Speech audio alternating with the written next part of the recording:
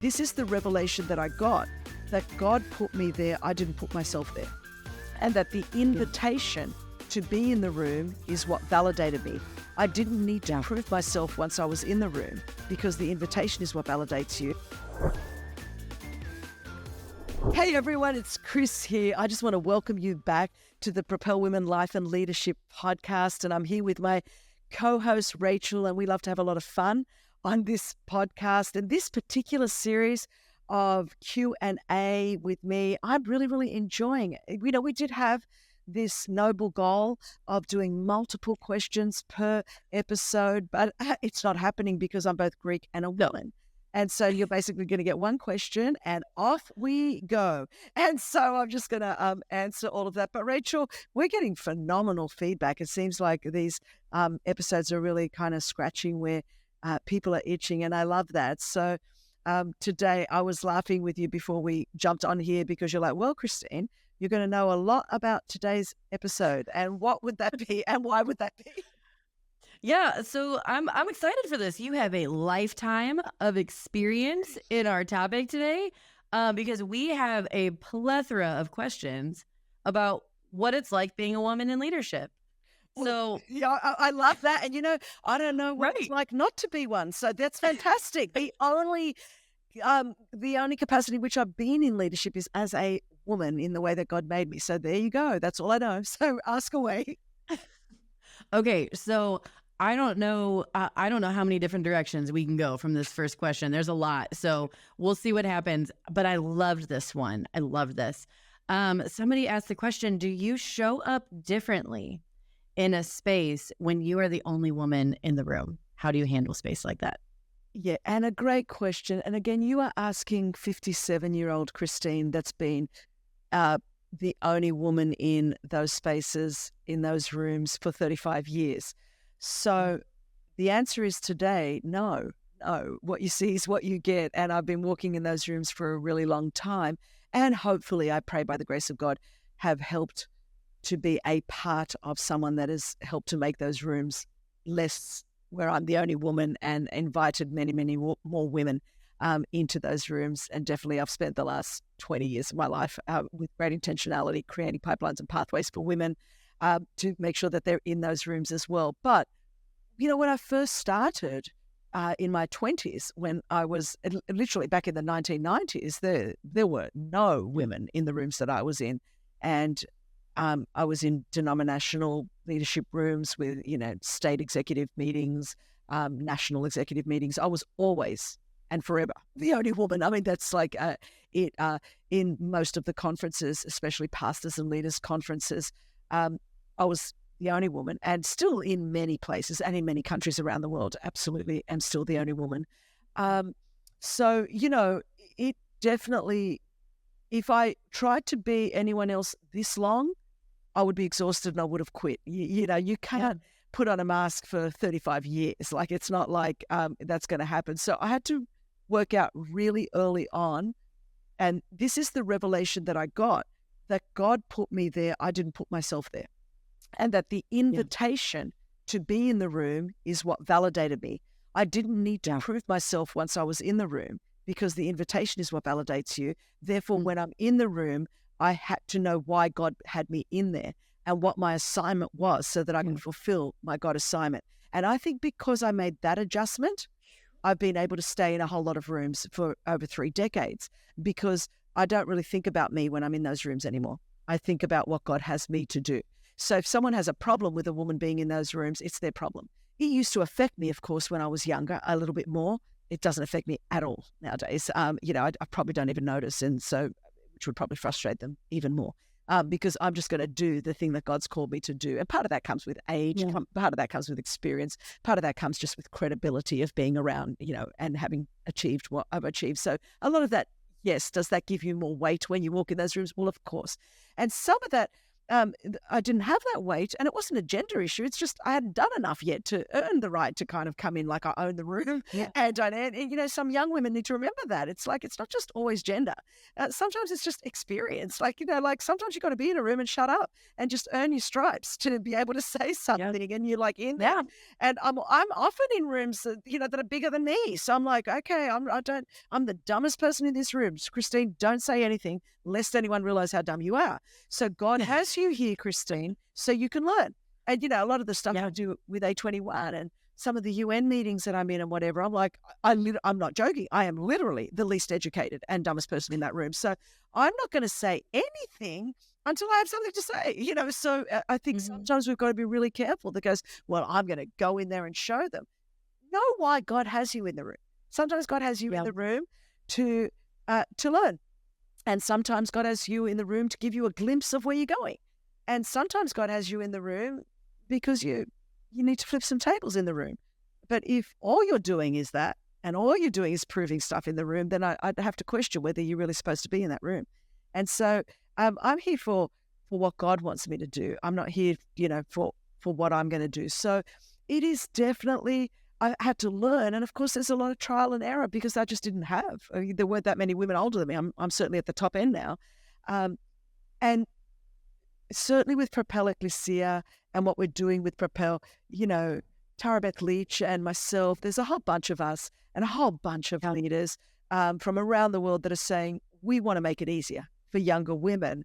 Absolutely, we want to do that. And at the same time, also ensure that what we're remembering is to ask the question of God, why am I in the room? That's so good. And I love that heart that you just described behind Ecclesia, making it easier for the women who are coming behind you. I mean, that actually is what led me to Propel in the first place. I remember searching anywhere for women who were leading and women who were older than me, who could give me any sense of wisdom. And I remember somebody saying to me when I expressed that, they said, have you heard of Chris Caine? And I'm like, I don't even know how that's relevant. Why are you telling me about a guy named Chris? And then I Googled it and I'm like, oh, it's a woman. What's Propel Women? And that's how I even Can I just interject? Because I think it's great that you just said that. I'm sure I got into some rooms because people thought I was a guy. Because it was, they would have thought Chris Caine, and that it's like, oh, it's Christine, it's a woman, and it makes me laugh. I really think that is sometimes people just don't realize, Chris Caine is a woman. I think the Lord has allowed that to happen because I've been in many spaces where there is no way a woman should be there, like even theologically what they believe. But I think I got through a system because of Chris Caine, the name. It's hilarious. So, I've never even thought about it. Yeah. No, that's hilarious. I wish there was a way of discovering the answer to that. But so Propel Ecclesia and what Propel is doing, you guys, I say you guys, like I'm not on staff. We, thank you. We've created this space that the first time I experienced Ecclesia in person literally brought tears to my eyes because it's something that I longed for. Can you talk just a little bit about why that space is so special and why that matters for women who are navigating this nuance of women in leadership? I love it. I'm going to flip it for a moment because I was interested in what you just said, that you were sort of really emotional because it's something that you longed for. So you could probably help articulate this better than me. What is it that you saw that you were longing for? What I saw was what I craved so deeply in my early 20s when I knew that God was pushing me into leadership. And I say pushing because I didn't want to. I used that word intentionally. I couldn't find any women who were doing what I knew I was gifted to do. I didn't know women who were planting churches. I didn't know women who were preaching. And so to be at the summit, to see the cohorts together and to see this older generation of women pouring everything into this hungry generation of women, it did something in my heart and in my soul that genuinely compelled me to say, what do I need to do to make sure this exists still in 18 years when my daughters are stepping into careers so that they know what I didn't know, and that is that there is no cap to what God can do with their life. Because I didn't have that. I'd never seen it until I Googled Chris Caine and was like, whoa, who is this feisty woman and where has she been? Like, see, I love that. And that's kind of what we want to do. With our cohorts is, number one, help women know that they're not alone, because actually you're not. In my generation, it was like, well, there's the odd one. And I just think if I could keep creating these environments where women can go, whoa, okay, I'm not alone. And not only that, what you're going through, I'm also going through. Part of this is if you can just stick at it long enough, God's working all the time. What the enemy wants us to do is, if he can't take you out, he's going to try to wear you out. And so what he wants to do is wear out women where they're just like give up and tap out and go, I'm done. The system's against me. There's nowhere I can go. And I'm going, okay, I'm trying to change that system as well because it's unjust. That's right.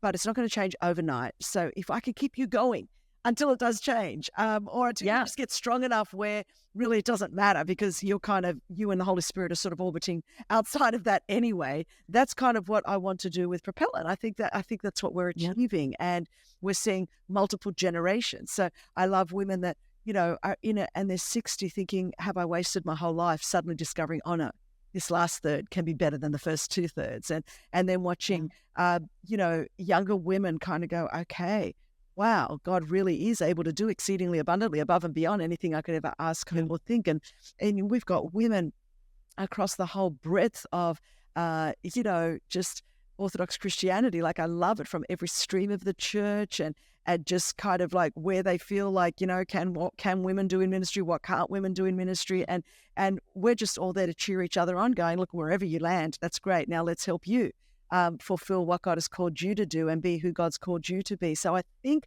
that kind of encouragement, the older encouraging the younger inspiring the older, seeing people from different streams of the church come together and understand that there's one King Jesus and he's the one that we're all serving, and that there are other women that are doing what you're doing. I don't think you could put a price on the value of that and that encouragement and that value.